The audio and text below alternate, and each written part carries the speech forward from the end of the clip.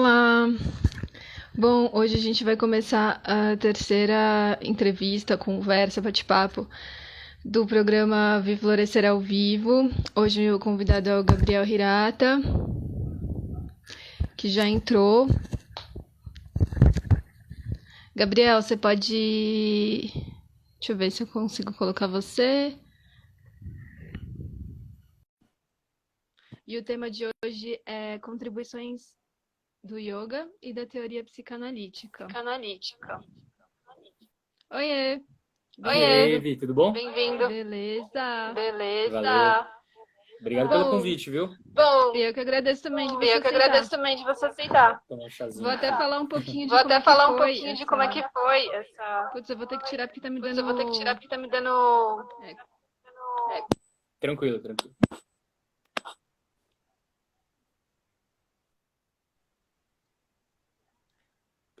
Então, dá pra me ouvir bem? Dá sim, Vi. Tá tranquilo aqui. Eu acho que é porque dá alguma coisa aí, tá dando microfonia também. Dando retorno. Aqui? Dando retorno. Alguma coisa aí. Ixi, aqui eu tô sem microfone. Você consegue abaixar Será um pouco, então?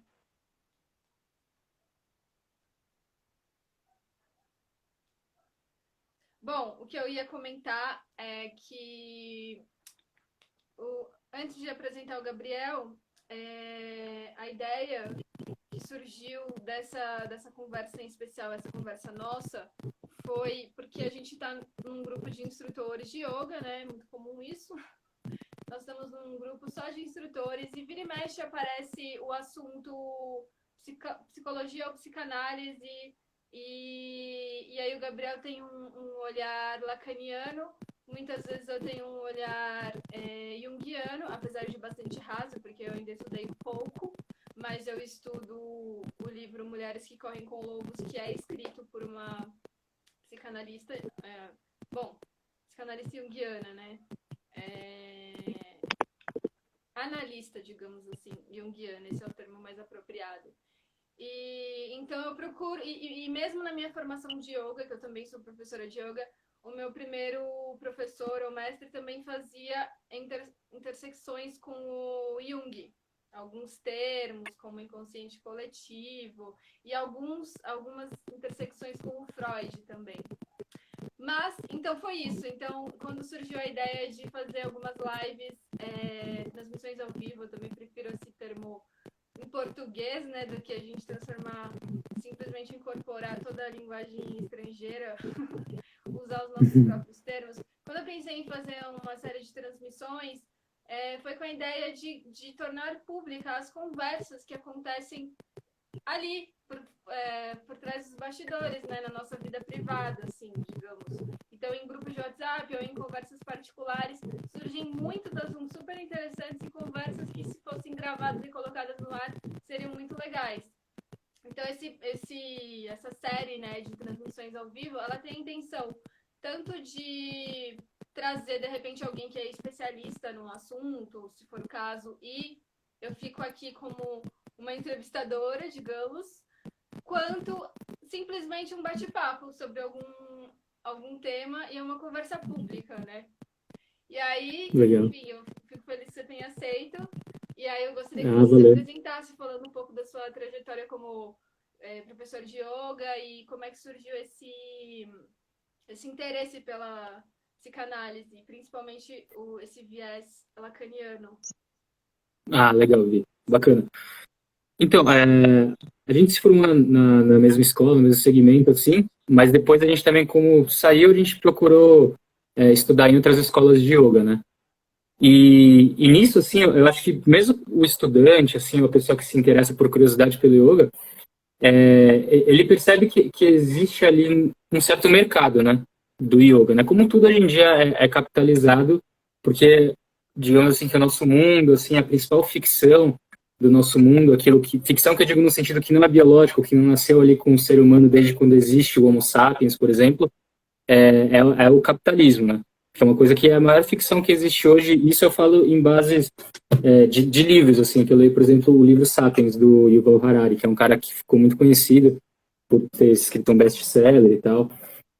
Ele conta toda essa história e a base desse livro é exatamente isso, é que a diferença dos humanos para os animais é que a gente é capaz de inventar ficções, inventar histórias que façam a gente cooperar em sociedade, né?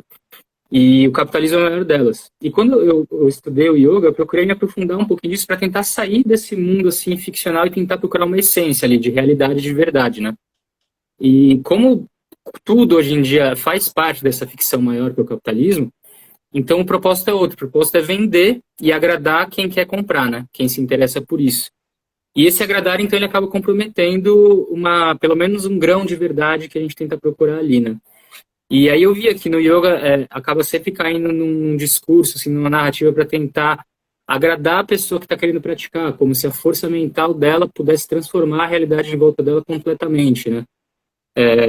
Aí eu vou contar um caso, assim, que parece banal, mas que é bem comum, assim, no meio de terapias holísticas, nada contra terapias holísticas ou yoga no geral, porque eu acho que tem ali um caminho bom, mas a gente precisa ter uma certa cautela quando a gente entra nesse assunto de dominar o mundo com a nossa mente, né? Fui comentar com a minha chefe sobre um- uma possibilidade de aumento, né, no salário, assim, porque estava trabalhando por diversas horas, né, que professor de yoga, você sabe, trabalha bastante, a gente dá bastante aula e é cansativo fisicamente e mentalmente também. Aí uma das soluções dela foi mentalizar que euros e dólares estavam caindo na minha cabeça, assim. É engraçado, parece banal, mas é uma coisa muito comum que acontece hoje em dia. As pessoas realmente acreditam nisso que a gente pode mudar.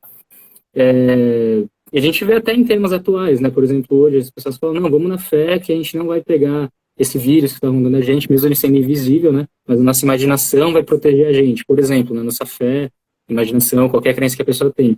Que não é ruim ter essas crenças em coisas práticas, em coisas usuais do dia a dia, né? Mas eu acho que quando acaba entrando numa importância como a gente está hoje,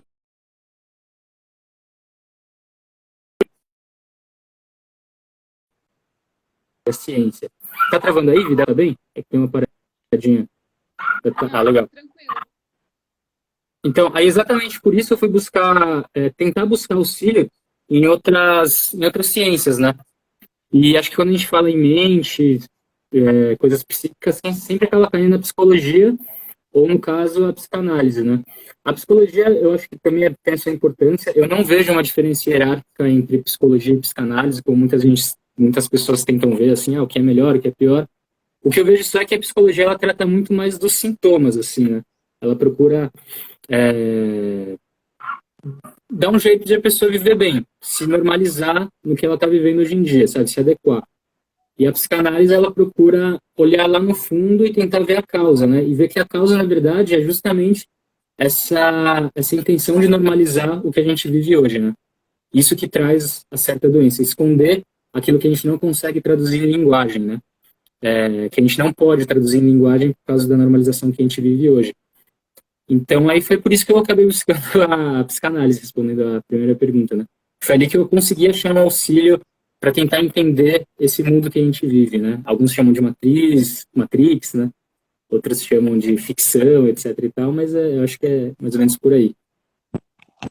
É interessante, porque realmente essa ideia do yoga como. Acho que principalmente não para quem é praticante comum, né, que não incorpora aquilo como uma prática fundamental da sua vida ou até uma visão de mundo, mas para quem se forma instrutor de alguma maneira e acaba tendo contato com um olhar indiano, né, que está muito vinculada com a própria religiosidade da Índia.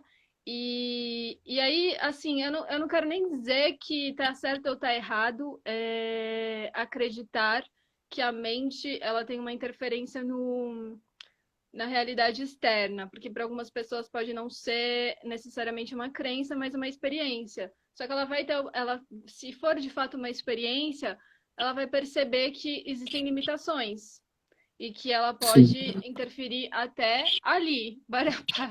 Dali para frente existem outros fatores, como o sim, próprio sistema econômico, político e outros, né? Mas enfim, aí nesse processo eu também senti que existia muito essa síndrome de super-herói ou super-heroína enquanto praticante de yoga, ou principalmente enquanto alguém que ensina, que precisa ser alguém que está sempre saudável, que precisa ser alguém que tem, enfim, justamente por conta dessa crença, né, do sou eu que crio a minha vida e que o coaching hoje muito fala disso, e a galera até zoa também, o que eu acho que também é um problema a gente generalizar alguma classe de trabalho como sendo ela toda uma questão e não justamente, enfim, a forma como se atua ou comunica aquilo ali. Mas eu senti esse problema. E aí, e durante muito tempo, talvez por conta disso, de talvez estar imersa dentro de uma forma de pensamento e por uma influência de um grupo que pensa assim, eu acho que o grupo, a coletividade, ela influencia também a nossa forma de pensar. E então, se a gente está muito dentro daquilo, mesmo que a gente veja alguns problemas, acaba passando, assim, se a gente não se afasta daquele grupo para pensar sozinha, né? Ou sozinho, tem essas interferências. E aí, quando a gente se desvincula disso e começa a perceber que tem as outras questões, e que não somos super-heróis, e que tudo bem, quem trabalha com yoga, de repente, cair num estado depressivo, por exemplo, por incrível que pareça, porque talvez outras situações estejam interferindo, ou uma pessoa que fique doente, ou que ela não tenha o corpo perfeito, tipo, sabe, são muitas questões, né? Sim. Não, tudo Quer isso que você comentar tá falando alguma? é legal porque eles são maneiras que as pessoas hoje em dia falam também, mas que tem também uma argumentação teórica muito grande e tá muito. Não tô ouvindo. Alô, som? Deixa eu ver. Isso, melhorou. Melhor? Ah, mudei. Então, tudo isso que você está falando, na verdade, as terapias, eles falam realmente como particulares, mas isso também tem uma base. Por exemplo, na psicanálise, existem três sistemas, digamos assim. Pode pensar assim, Peraí, Gabriel, rapidinho. Deixa eu pegar uma confirmação de quem tá assistindo. Vocês estão ouvindo o Gabriel falar com perfeição? Se vocês estão, por favor, dá um joinha aí. Porque aqui tá chegando com defeito, daí eu não sei se tem a ver com a minha conexão ou se é para todo mundo. Show.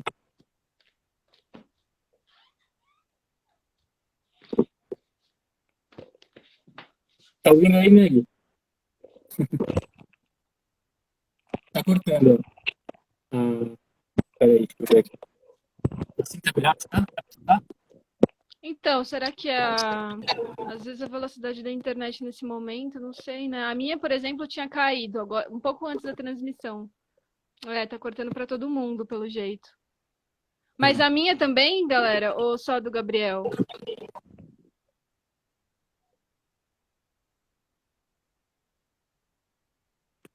Quer tentar essa aí entrar de novo, Vi?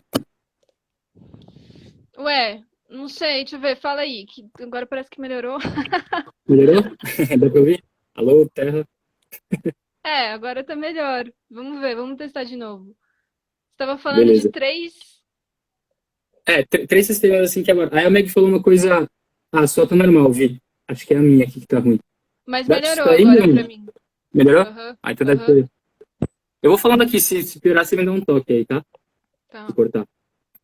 A Meg tava falando lá também que o yoga ele expande. Sim, com certeza ele expande, assim, mas eu ainda senti, pelo menos nas minhas pesquisas, assim, que falta uma linguagem assim que racionaliza isso, né? Não que toda racionalização seja boa, mas que a gente consiga racionalizar ali o impossível, né? Que a matemática faz isso, a própria ciência, né? Os símbolos que significam o impossível, né? O pi, o zero, etc. A própria linguagem, ela também tem um impossível, né? A semântica, ela é o símbolo do impossível, né? A gente não consegue simbolizar aquilo que a gente sente numa fala, numa escrita, né? A gente até tenta chegar perto, mas ela não é exata, né? Então, tudo tem esse impossível, né? E eu senti a falta disso no yoga, de uma compreensão de uma maneira racional e não só de fé e de crença, né? Simbolizar esse impossível, né? E o Lacan consegue simbolizar esse impossível, tanto que essa foi a principal contribuição dele para a psicanálise, que foi o conceito de real, né? Aí, para entender o real, a gente tem que entender o simbólico e o imaginário. Eu vou tentar resumir de uma maneira bem simples, assim, né? O simbólico seria a linguagem, os signos que nós utilizamos para nos comunicar, né? E a gente precisa pensar, assim, que as palavras... Isso o Lacan ele foi buscar na linguística mesmo, do Fernando Saussure, que é esse livro, curso de linguística geral, e também na antropologia estrutural do Levi-Strauss, ele procurou entender o que seria a linguagem, né? A gente fala em palavras, em signos, que ele chama de significante, né? E esses significantes, eles deslizam o significado sobre ele. São palavras que os significados eles podem mudar de acordo com o tempo e de acordo com o lugar que a gente está, né? A gente percebe isso, falando mais simples, assim, os conceitos como eles mudam, né? Por exemplo, esquerda e direita, antigamente era uma coisa e hoje em dia esquerda e direita é outra coisa, assim. Ou pode ser conceito simples, né? Que as pessoas tentam mudar hoje também. A poesia é uma prova disso, né? A poesia, ela faz a pedra chorar, ela faz a chuva, uma pessoa chover, por exemplo. A poesia é como o significado desliza no significante, né? E isso seria o simbólico, a maneira que a gente tenta comunicar, né? O que seria o imaginário? O imaginário é a gramática que existe em mim e a gramática que existe em você. É o mundo que eu consigo entender a partir desse meio simbólico, desse meio que a gente se conecta, né? E que eu entendo uma coisa e você entende outra. E exatamente por isso que às vezes a gente sempre sente que a comunicação é falha, né? Exatamente aquilo que eu tento falar para você, eu nunca consigo me expressar na sua completude e você sempre vai entender um pouquinho ali, mas sempre vai entender a partir da sua gramática. Por isso que é importante a gente tentar conhecer o máximo de outro que a gente, por exemplo, para a gente ter o yoga em comum, a gente consegue ter certas palavras que a gente consegue se comunicar melhor, né? E a psicanálise também que você estuda em junguiana, né? Que tem a mesma base ali do Freud, depois eles se separaram e tal, mas tem ali uma certa gramática que a gente consegue talvez entrar ali em comum, né? Mas sempre falta, sempre tem aquele real, aquela impossibilidade de entrar na linguagem. O real seria isso. O real seria aquilo que emerge, né? E emergir, a gente vai pensar num sentido de paradoxo mesmo, né? Emerge tudo aquilo que sobe ao mesmo tempo que estão interconectados, né? A nossa intersubjetividade, né? É como se o sistema e o meio eles estivessem conectados, né? A linguagem que a gente está falando aqui e a minha gramática, uma influencia a outra intersubjetivamente, assim, elas estão interconectadas. Se uma sobe, a outra sobe também. E quando esse real sobe, assim, quando a nossa linguagem, a nossa gramática sobe, corre o risco de surgir um furo nisso tudo, um furo de não sentido, que é o simbólico. E aí a gente pode dar o exemplo hoje em dia do vírus, que está aí, que o vírus chegou, e a gente tenta todo mundo procurar uma razão emergencial sobre isso, né? Esse vírus está explicitando a nossa fragilidade humana, né? Aquilo que a gente não consegue controlar, que a gente não consegue entender, e a gente tem uma tendência a tentar achar uma solução rápida para isso, que é colocando a culpa, sei lá, na China, nos comunistas, na globalização, em qualquer coisa assim. Só que, na verdade, é difícil da gente falar agora, né? É um momento de suspensão, assim, que a gente não consegue encontrar em palavras ainda a explicação para o que está acontecendo, né? E aí, assim, hoje em dia é fácil a gente falar porque a gente tem um exemplo palpável sobre isso, né? Mas antes, para a gente tentar explicar esse real, assim, essa falta de sentido das coisas, era muito difícil, porque a gente estava muito imerso num mundo que era impossível de ser questionado, né? Era um mundo que a gente fala, não, acho que era muito comum, assim, para as pessoas que tentavam questionar o mundo que a gente vivia, falar, mas acho que isso daí tá errado, né? A gente viver na base só da compra e da venda, numa base mercantilista, assim. Era muito comum a gente ouvir, mas isso faz parte, isso não tem como mudar. E agora a gente está vendo que talvez, né, a gente precisa tentar procurar alternativas sobre isso. Eu acho que é mais ou menos por aí. Teve uma palavra essencial que você falou que eu não entendi. Impossível de ser o quê? O mundo? Tem o impossível de ser traduzido totalmente, assim, sabe? Tentar racionalizar tudo o que acontece. Sempre tem um impossível que emerge, né?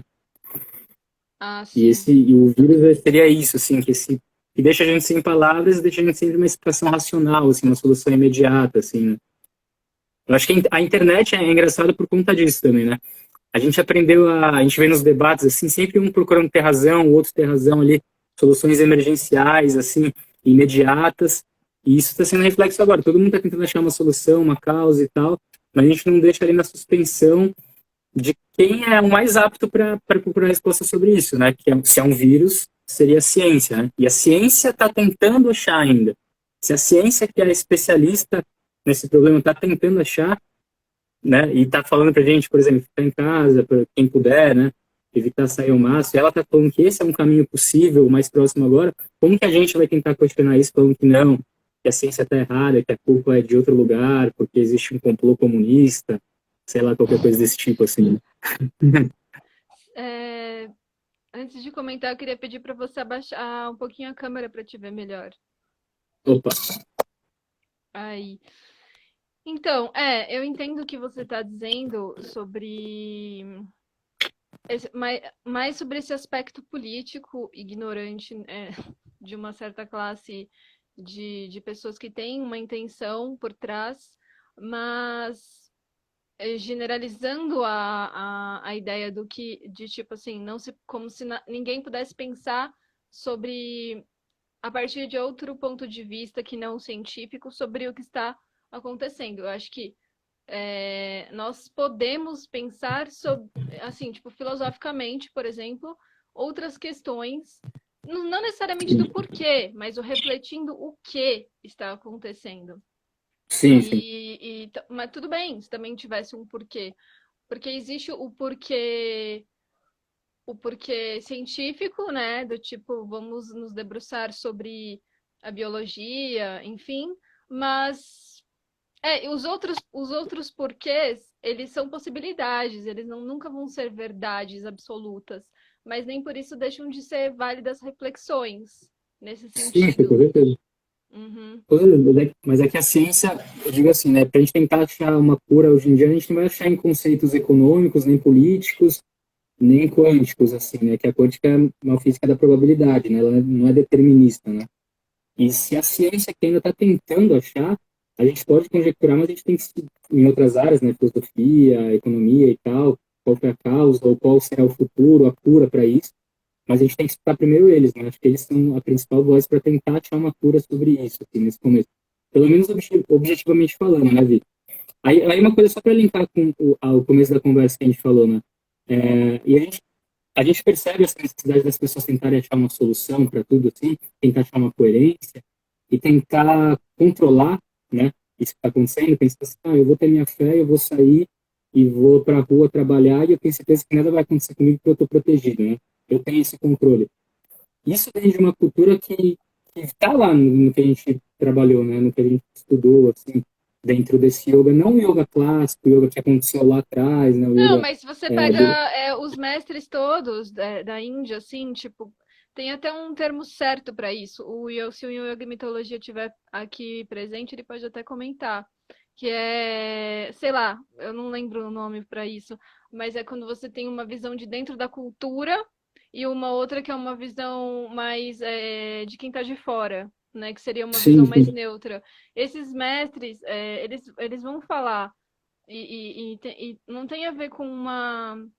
Na verdade, eu imagino, ou eu vejo assim, com um corrompimento da verdadeira visão de yoga, mas tem a ver com uma tradição daquela cultura. É você acreditar Sim. nisso, e talvez até de uma experiência mesmo, mas uma experiência que. Então, aí é uma grande questão, porque quando uma experiência para um e não é para todos, é difícil a comunicação entre o um e o todo, e o todo Sim, restante. O próprio Freud, é- no começo do Mal-Estar na Civilização, ele fala sobre isso, sobre a questão do sentimento oceânico, e aí ele tem um amigo, um super amigo, que defende. E aí, por exemplo, quando o Freud fala atacando a religiosidade como um todo, esse amigo, que eu não me lembro o nome, quando eles estavam trocando cartas, ele diz: Ok, você teve uma experiência com yoga, né? eu concordo Eu- com você quando você ataca a religiosidade como um todo. Agora, o grande problema é deixar de fora também a fonte dessa religiosidade, que aí é uma outra questão. E que, por exemplo, esse amigo dizendo, eu me conecto com ela e eu posso sentir. Então, o grande problema está na apropriação de alguma coisa. Aí você se apropria, por exemplo, vamos chamar essa fonte da religiosidade de sentimento oceânico. Você se apropria disso e usa, cria todo um sistema, né? E usa para benefício próprio. E qualquer um que esteja fora daquilo, no caso, das religiões, né? Qualquer um que esteja fora daquele dogma se torna um pecador ou qualquer coisa assim. É, alguém que está pensando errado ou agindo errado, e aí se torna uma forma de manipulação, de controle e manipulação social. Mas existe uma forma desvinculada, uma forma possível, né? Estar desvinculada de toda essa forma de controle, não de toda, mas desse ponto que a gente está falando. E talvez de toda, isso é um ponto a ser conversado também, né? E refletido. Em que a gente possa acessar a fonte da coisa sem se vincular com o resto. Sim, sim.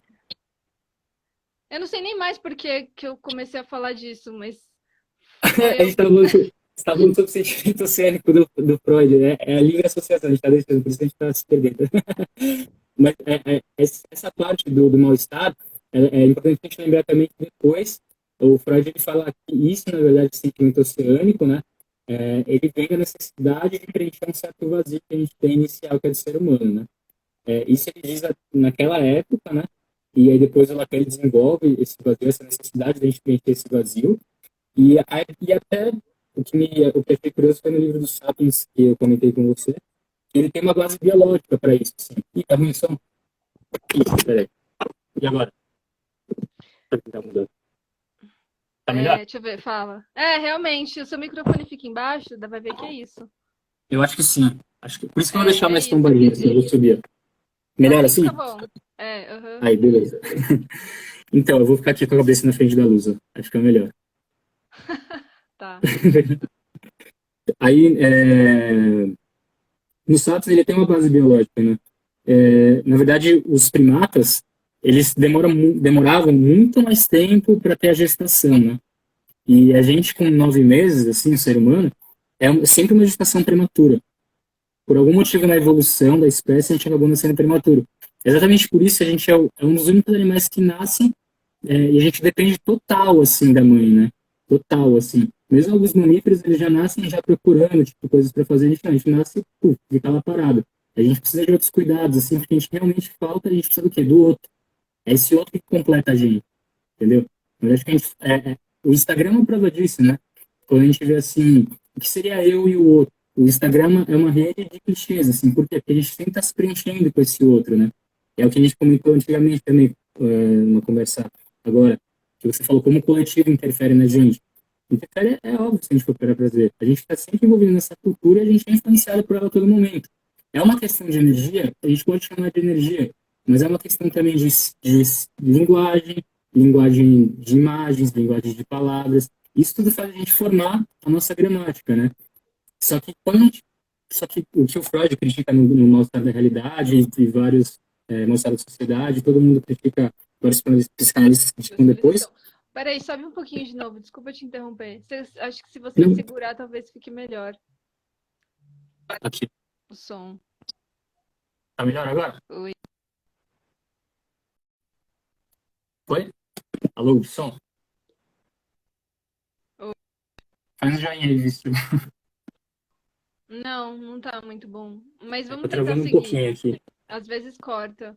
Você estava falando que o Freud no mal-estar na civilização, o quê? No mal-estar da civilização, ele fala que o problema é que a linguagem que a gente adotou aqui, né, na sociedade, ela esconde certas verdades, né? Porque tudo aquilo que é proibido é porque a gente deseja, senão a gente não proibiria, né? Não sei se conseguir escutar aí, Vi, que acho que essa é uma parte importante para a gente entender a linguagem da gente. Então, tudo que a gente proíbe é porque a gente deseja. E a gente criou um sistema de leis, que leis passam tudo passa pela linguagem, né? Tudo passa pela gente tentar se comunicar com o outro, né? Que acabam escondendo e abafando aquilo que a gente tem de verdade, o nosso desejo, né? Existem maneiras de sublimar isso daí através da arte, da cultura, que é o que a gente falou sobre o significante, o significado, né? A gente acha outros significantes que se encaixam com outros significados. Isso é a arte, é a analogia, a poesia. A gente tenta colocar o nosso desejo, a nossa verdade em outras palavras que sejam aceitáveis, assim, ou que tentam pelo menos transformar a normalidade da linguagem hoje em dia, né? Do momento que você vive. Então, esse é o ponto do livro quando ele fala sobre isso, assim, né? E que o Lacan desenvolve depois também. E, mas aí, como eu disse, toda a nossa cultura tá em volta disso. E dentro do yoga, assim, não que não existam, lógico, professores que se aprofundam nisso através do yoga também, e só que, como você falou, acaba sempre caindo às vezes no lado religioso, né? E a religião também é uma ficção, né? Ela é uma ficção que tenta ali agradar a gente e tal, né?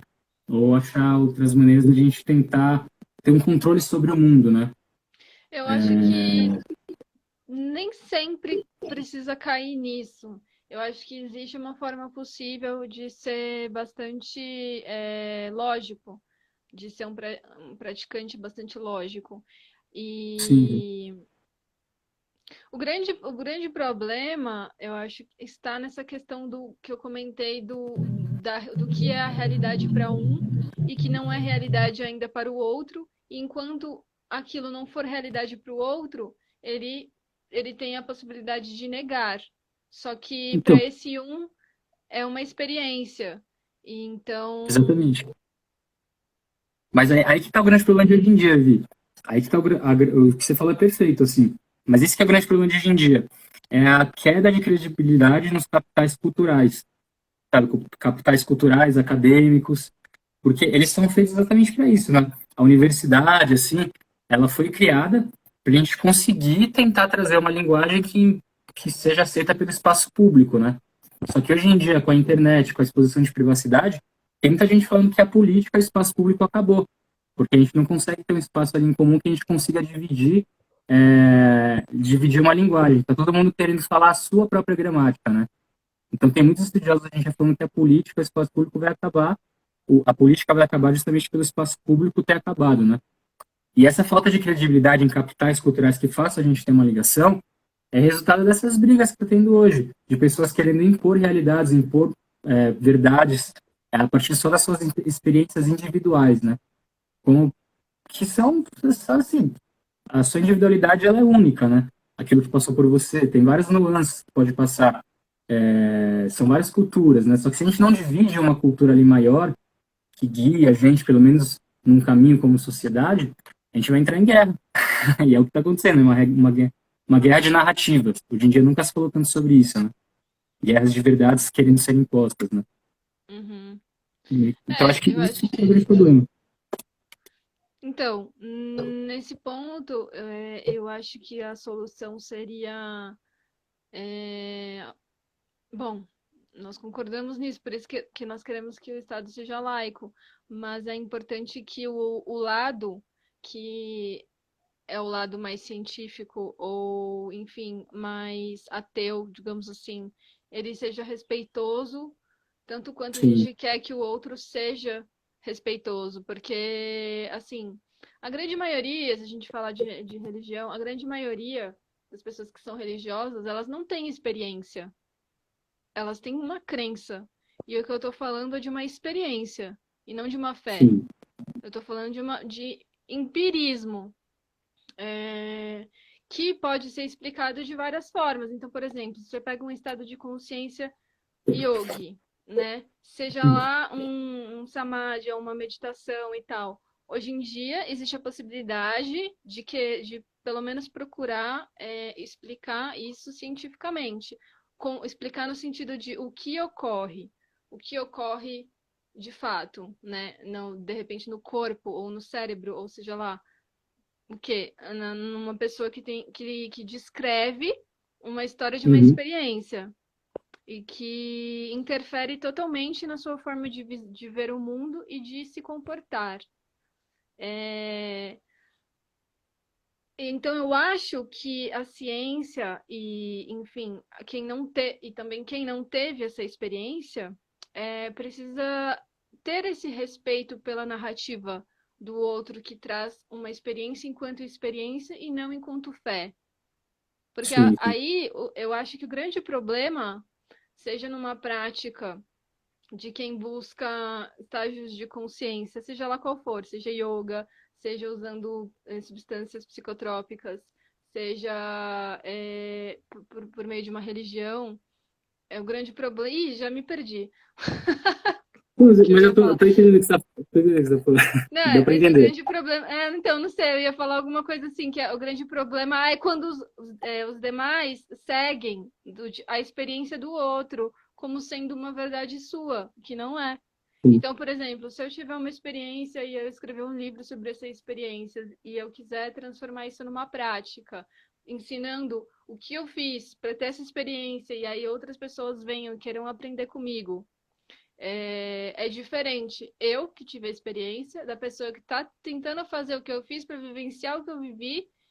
E sim, enquanto ela não vivenciar aquilo, se ela toma aquilo como uma verdade para ela, isso é um problema, porque aí é uma questão de sim, fé, puramente fé. E aí, quando ela começa a defender essa verdade que é minha, não é nem dela, como sendo uma coisa coletiva, aí esse é o problema. Mas nem por isso a, a minha experiência ela deveria ser questionada enquanto tal por aqueles também que não são nem meus seguidores e que não acreditam nem na minha experiência. Porque o sim, não não, com acreditar certeza. na minha experiência vai contra, por exemplo, falando um pouco de psicanálise, né, que guarda muito a importância de ouvir a narrativa do Sim, outro e se colocar como interlocutor, né? Tipo, eu estou aqui para te ouvir. O que é sim, importante sim, para você? Fala, sabe? E deixar sim, falar também. Deixar as pessoas se expressarem. Então, acho que tem isso assim também, entendeu? Acho que o que pode garantir um espaço mais saudável é esse respeito, tanto de um lado quanto do outro. Do tipo, ok, sim, com certeza. né? Sim, muito interessante você estar falando isso daí, Vivi, porque é um tema de um livro que eu tô lendo agora também, do Marcelo Gleiser, que ele fala exatamente sobre isso, a simples beleza do inesperado. Marcelo Gleiser é um físico teórico e ele fez só pra você ter uma ideia, ele fez um doutorado sobre multiversos, universos múltiplos, né? E a conclusão que ele chegou é que não tem provas concretas sobre isso hoje, assim, mas que é uma possibilidade a ser estudada, né? Mas por que ele fala sobre isso? Da gente não perder essa esperança no mistério, né? A simples beleza do inesperado, justamente pela experiência da fé, né? A gente não pode perder o respeito, assim, sobre essa experiência do impossível que a gente não consegue traduzir em palavras, que as pessoas têm essa experiência individual, e às vezes pode ser até uma experiência maior, assim, coletiva e tal, mas a gente não pode deixar de também partir daquilo que é, primeiro, aquilo que faz essência na gente, né? Que é a biologia, assim, né? Então a gente não pode sair do método científico, né? De fazer pesquisas em grupos, né? Aquele livro que a gente sempre comenta, a Moderna Ciência de Yoga, foi um que chegou mais perto sobre isso, e tem dados bem interessantes ali, é fazer experiências com grupos de controle, com grupos placebos, né? E com grupos que envolvam, que façam ali a experiência do método que a gente quer comprovar. Método não, tô brincando. Mas eu acho que a gente não pode esquecer isso, né? Mas também o lance que você falou do respeito é muito importante, né? Que é pra gente não cair num discurso científico que ateu radical, assim, né? Como se tudo fosse tem que passar pela racionalidade. Isso também é um mito, na verdade, né? Quando a racionalidade ela deixa de ser um instrumento bom para a gente tentar entender o mundo e passa a ser um discurso moral, né? Como se o que fosse racional fosse melhor do que o que é só experiência sensível, né? Então acho que esse é um perigo de quando a gente começa a trazer a ciência para esse nível, assim, né?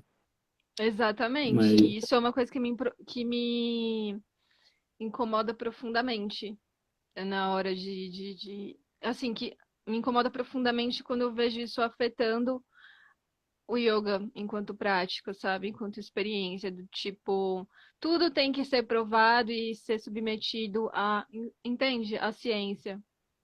sim, sim. É, É, então, mas é só para aí você falando isso, assim, acho que traz um ponto bem importante, assim, né? Se tudo que a gente vive, assim, a gente estudando, a gente percebe que aquilo que separou a gente dos animais é a linguagem, é a capacidade de a gente criar ficções para fazer a gente conviver em sociedades, né? E a gente, com hoje prático mesmo, como que existem realmente pessoas que acreditam em outras realidades, assim, por exemplo, pessoas que não acreditam no vírus, pessoas que, falando do momento atual, pessoas que acreditam no capitalismo quase como se fosse uma religião, ou no socialismo como se quase fosse uma religião, e as pessoas criam suas realidades, né? Mas existe esse embate assim, científico e, e da experiência de criar a sua verdade, né? Digamos, esse discurso da mente positiva, né? Existe o discurso científico. No momento que a gente está, né? No momento que a gente está sobre essa questão do vírus, qual discurso que a gente vai querer defender, assim, né? Não que a gente precisa atacar totalmente o outro, mas como que a gente vai querer se posicionar no mundo nesse momento, né? Em que a gente percebe que há uns anos atrás existiu uma certa tendência aos políticos tirarem a credibilidade da ciência, né, e da educação.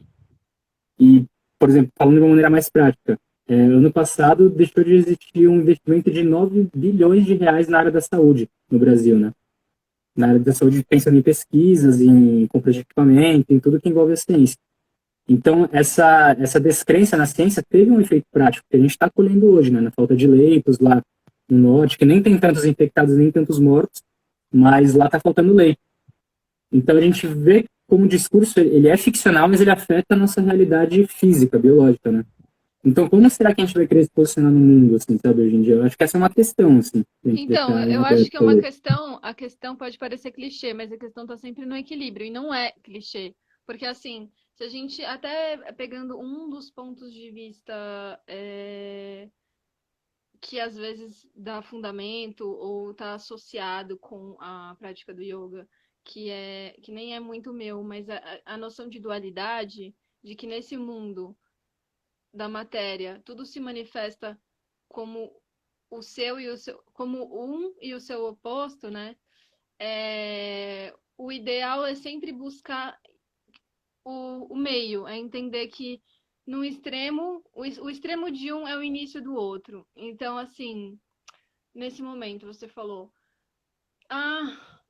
em qual que a gente vai se fundamentar mais? Vai ser em crenças, né? Ou de tipo positividade, do tipo, se eu manter meu pensamento elevado, né? Eu me torno mais protegida contra o vírus. Não vou nem entrar nessa coisa de não acreditar que existe vírus, porque isso para mim não chega nem perto da minha realidade. Então não consigo nem Sim, sim. falar sobre isso. Mas, Mas é muito louco enfim. como existem pessoas que vivem essa realidade, né? De Não negar. sei, deve existir, mas nem sei dessas. Sim, não, sei. Tem uma pessoa que está no poder que um pouco fala sobre isso, né? Mas é que como não é que não existe totalmente, eu acho que o discurso é mais do tipo, existe, mas não é tão poderoso. E, enfim, mas voltando. E aí, a gente vai acreditar nisso ou vai acreditar no que não? Existe uma coisa real e existe ciência e existem ações efetivas que precisam ser feitas para proteger. Por exemplo, usar máscara, né? Usar máscara, Sim, lavar as mãos, não sei o que lá, isolamento social, etc. Eu acho que não é nenhuma coisa nem outra. Eu, particularmente, sempre prefiro usar as duas, porque, por exemplo, várias doenças, não existe explicação científica, que são justamente sim, aquelas que elas têm elas estão relacionadas a uma questão emocional, a alguma vivência que a pessoa teve que, por exemplo, colocou ela em estado de estresse e aí manifestou alguma coisa, que né? aí entra Por... a psicanálise nesse sentido, né? Tentar explicar, assim, né? E aí, Exatamente.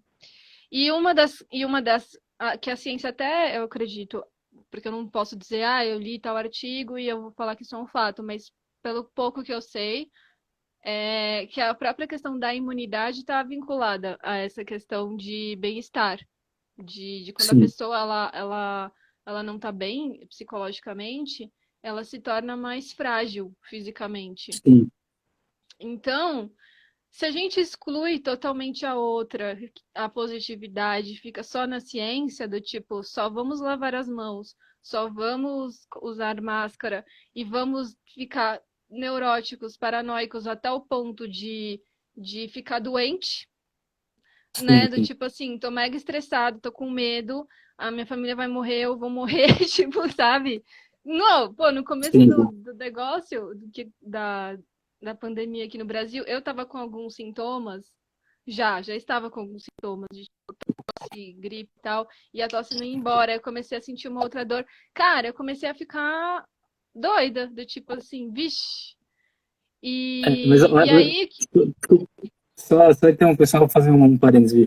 Teve um psicanalista, o Christian Dunker, que ele falou assim, quem não sentiu medo e não sentiu um pouquinho, pelo menos um pouquinho de ansiedade nesse processo do vírus, procura um psiquiatra agora. Quem não sentiu, entendeu? Porque Eu é uma acho que um situação muito pouquinho relevante. é legal, mas se deixar levar por isso é, Sim, sim, já não é legal, porque aí é isso. com Aí o que que certeza. eu fiz? Tô falando da minha experiência. Eu parei de ver notícia, de me atualizar do que estava acontecendo, de Sim, querer falar sobre isso, porque eu acho que existem limites de informação, e limites, sabe, de tudo.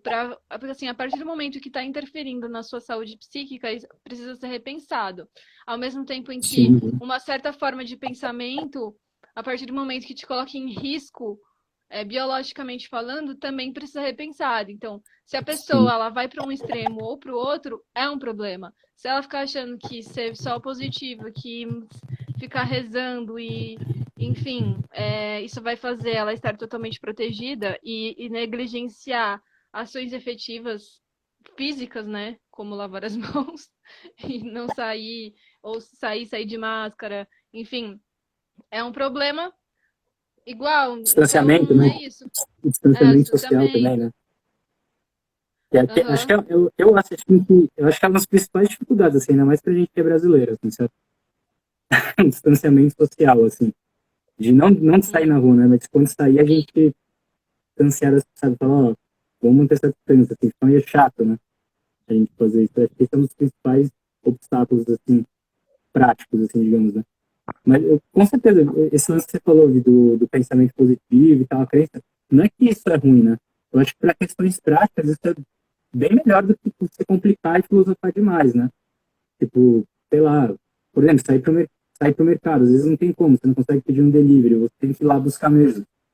Vamos se proteger e vamos na fé, sabe? É uma prática, assim, vamos, tipo, imaginar se proteger e mentalizar, não, são mais fortes, daí é uma questão prática que ajuda nesse momento, né? Ou em qualquer outro momento, sei lá, de criar uma força para enfrentar uma entrevista de emprego, por exemplo. Aí a pessoa, ela se imagina forte, se imagina, ela consegue ter mais segurança e não gaguejar na hora. São exemplos mais práticos, assim, né? Mas se a gente querer se aprofundar ali e não ficar só no sintoma, né, no que pode acontecer naquele momento prático, eu acho que é legal a gente tentar entender os porquês, assim, sabe? Da gente tentar não se auto-enganar e tentar buscar, encarar mesmo que existe a possibilidade de morte, por exemplo, que é uma coisa pesada de se dizer, mas existe. Só que se existe, vamos aumentar. Por exemplo, antigamente na Grécia, tinha uma meditação que chamava Meditation Malori, né? Que era você se imaginar numa situação de morte, ou dos seus entes queridos, né? Você encarar aquilo e perceber, bom, isso pode acontecer realmente. Isso faz parte da vida. Aí quando você aceita isso, você vê que isso faz parte, você consegue racionalizar melhor e ficar mais tranquilo. Bom, isso pode acontecer, então eu vou tentar me precaver sobre isso, né? Não que seja uma fórmula. Tem todo um caminho para você conseguir chegar nesse tipo de pensamento, nesse tipo de meditação, né? Mas se a gente pelo menos procurar se guiar por esse caminho um pouquinho mais real, assim, desse impossível que pode acontecer, que a vida acaba, que a gente não tem o controle, né, sobre ela total, né, eu acho que é um dos caminhos. A gente tem um controle parcial sobre a vida prática, né, mas não sobre a totalidade dela. Eu Exato, acho que isso eu acho muito o legal. equilíbrio talvez caia nisso. O equilíbrio que você Então, comentou, assim. eu acho que a questão do controle que você falou é fundamental. Que daí volta um pouco para o começo da conversa, que de alguma forma a gente falou disso, da questão da síndrome de super-herói, né? Do tipo, tem coisas que fogem ao nosso controle. Simplesmente é nesse momento que o ser humano tem que olhar e ver que não está no controle de tudo. E eu acho isso maravilhoso. Sim, tá vendo? É, Por exemplo, aí, quando a gente entra nessa questão dos porquês, o porquê do coronavírus, por exemplo. Ué, eu sou uma que eu enxergo, sim, a natureza como uma força que não é aleatória, que existe uma Sim, inteligência, entende? Se existe uma inteligência do meu corpo que faz a manutenção do meu corpo acontecer independentemente do meu pensamento e da minha vontade, para o planeta é a mesma coisa, para o universo é a mesma coisa. Então, existe uma inteligência minha visão. Mas eu queria falar também sobre um ponto, né, que você falou da questão do investimento, né, na saúde. e que cortes com relação a pesquisas, etc., e investimentos também diretos, né? Esses cortes aconteceram. Acho que isso é muito importante ressaltar, mas também acho que a gente tem que lembrar que não existe uma hierarquia. Isso é importante, precisa ser estudado, precisa ter investimento na ciência, mas a grande verdade é que a educação, os fundos para a educação sempre priorizaram aquilo que é científico. E o que a gente está fazendo agora é um debate reflexivo, não é científico. Estamos na área de Sim. humanas. O pensamento, a reflexão sobre o que acontece, o que é importante e o que não é, e o caminho que as coisas tomam, tem importância, porque tem implicações práticas também. E mesmo que não tivesse, né? Mesmo que não tivesse, porque essa é a grande questão, do tipo, tudo precisa ter uma questão prática por trás, tudo precisa ser útil, né? A questão do utilitarismo, que tem muito a ver com o capitalismo e a produtividade. Sim. Então, assim, a reflexão, o pensamento e os investimentos na educação como um todo, inclusive na área de humanas, também é fundamental. Porque Não, com certeza. existe uma linha mais extremista, né, que é justamente aquela que quer desestruturar uh, o ser humano enquanto autônomo, mas colocar o ser humano como máquina, ou enfim, estar a serviço de algo para seu próprio Instrumentalizar, interesse, né? Oi? instrumentalizar a ciência e a tecnologia, né? Também, também. Esse perigo que tá, também existe essa possibilidade agora, né? Através Como desse assim? controle assim de... por exemplo, na China que eles colocaram controle nos celulares para verificar a temperatura da pessoa, onde é que ela está indo. Isso pode se transformar em algoritmos, né? Por exemplo, é uma possibilidade que as pessoas falam que pode acontecer.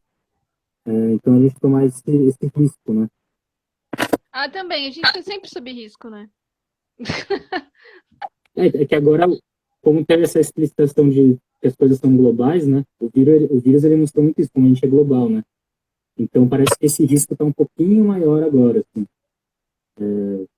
Tem interesses políticos que acabam se aproveitando dessa fragilidade que foi explícita agora. Uhum, Também por aí, assim. sim. Então, eu queria dizer que faltam só 5 minutos, porque a transmissão ela cai depois de 1 hora. Demorou. E a gente acabou não falando sobre vários aspectos, porque a gente se permitiu derivar bastante dos assuntos. Não falou sobre, por exemplo, energia psíquica. Eu tinha pensado em fazer um link até entre a questão de energia psíquica com o fluxo da energia da Kundalini. É, onde está o inconsciente se não no corpo, né? Tipo, coisas assim. E Tudo até isso, assim, pensar. Oi? só para dar um resumo, assim, de tudo isso que você falou agora, dentro da visão psicanalítica, só para objetivar, assim, ele acaba caindo na questão da linguagem. Tudo está na linguagem e na comunicação, assim, tá? Mas aí, para explicar isso, aí demanda um pouquinho mais de tempo. Mas tudo acaba caindo como que a linguagem influencia. Sim. Quem sabe no futuro a gente faz mais uma live. Com certeza. Mas Vai cair agora, ainda dá eu não tempo, sabia ainda que tem caiu tão cinco mais. minutos, ainda tem 5 minutos para falar. Ah, Então, o que você gostaria de falar sobre essa questão da linguagem oriental e a linguagem ocidental para talvez buscar abordar os mesmos temas? tá. Eu vou tentar falar de uma maneira um pouquinho mais simples, assim, e prática para quem já medita, sabe? A meditação, a gente como professor, a gente percebe muito que quando o aluno entra na meditação, é aquele momento que ele fala, nossa, eu viajei aqui, veio vários pensamentos, assim, né, aleatórios. É principalmente quando a gente fala, ó, tenta só observar sem julgar ou criticar, né? Aquelas imagens que estão passando, aqueles pensamentos, aquilo é a linguagem. Aquela falta de sentido, de conexão, é a linguagem inconsciente. O consciente seria quando a gente tenta trazer uma coerência para nossa realidade. E tudo aquilo está lá atrás. Então, se você começa, e olha como isso, quando eu falo isso, dá para a gente confundir um pouquinho com a ideia dos algoritmos, né? Quando a gente solta palavras assim, por exemplo, como tem a ver com a ideia do mantra também, a gente solta palavras, poder, energia, da mente. física quântica, sabendo o significado que tem a quântica hoje em dia na nossa cabeça, né? A gente começa a se envolver com esse tipo de palavras e aquilo fica ali atrás, sabe? E aquilo começa a formar na gente uma necessidade de criar uma coerência desse mundo, dessa gramática que a gente está dentro da gente. A gente pode expandir essa gramática através do uso, né? E perceber que existe outras coisas além da quântica popular, do poder da mente, de Deepak Chopra, nada contra ele. Mas existem coisas que vão além disso. Quando a nossa ideia de conhecimento, e a gente percebe que essas palavras elas têm o significado. Ah, tá ruim aí. Puxa, que pena. Até onde Melhorou. você ouviu mais ou menos? Até onde você ouviu mais ou menos, Vi? Assim eu ouço bem melhor. Não, continua. Então, como que a linguagem ela pode se expandir e a gente tentar criar uma coerência a partir das palavras que estão lá, sabe? Então, a gente tem que realmente, se a gente for entrar em contato com essas ciências assim, de poder da mente, a gente tem que ter uma base teórica muito grande para tentar entender o que você tem dizendo ali e não só para tentar se convencer de coisas que agradam a gente, sabe?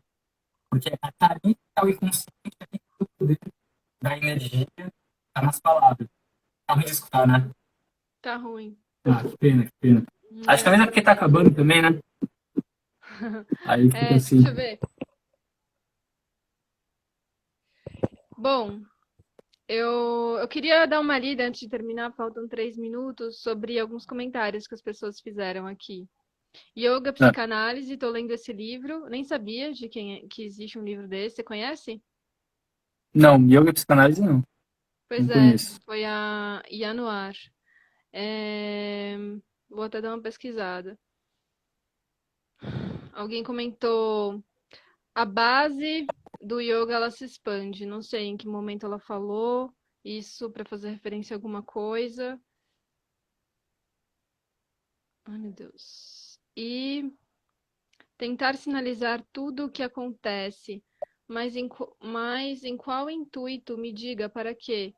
Porque quando não temos a real resposta para a situação e dentro do yoga, para que para que o pré-julgamento? Acho que você tá por que os pré-julgamentos, né? Oi? Acho que ela quis perguntar por que os pré-julgamentos, talvez. É, Acho que vou talvez ler de uma ideia novo. do.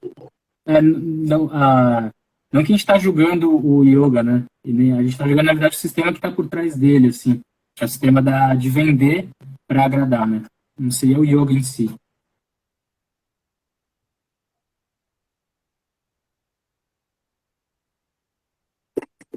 Ah, tá. O Ale colocou. Essa foi bem legal do Yoga e Mitologia. Quando eu perguntei, ele falou assim, Vivi, os conceitos de êmico e ético. Quando eu estava falando sobre a visão que alguém que está dentro de uma cultura tem. Então, por exemplo, os mestres da Índia falando sobre o poder da mente.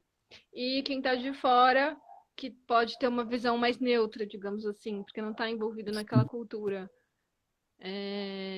Então, tipo, nesse sentido, o yoga no Ocidente ele pode ter uma visão mais neutra nesse aspecto, que é um olhar que não está submetido àquilo que foi introjetado desde a infância pela cultura vivente, mas sim, tem uma outra, né, que está influenciando, que é a sua própria cultura, também tem isso. E a cultura mundial de hoje em dia, né? Que é a linguagem ficcional que domina a gente, né? Que é o capitalismo. Isso a gente não consegue fugir dele. Que, inclusive, nos tempos atuais, a imunidade baixa, obviamente, com o peso do psicológico. Enfim, foram alguns comentários. Legal. Acho que é isso. Que tem mais algo? Você gostaria de ponderar alguma coisa para a gente finalizar? Não, só agradecer mesmo viu, o convite. Uma pena o áudio ter falado um pouquinho. Tem muitas pessoas que falaram lá, tá? Mas espero que o pessoal tenha conseguido escutar.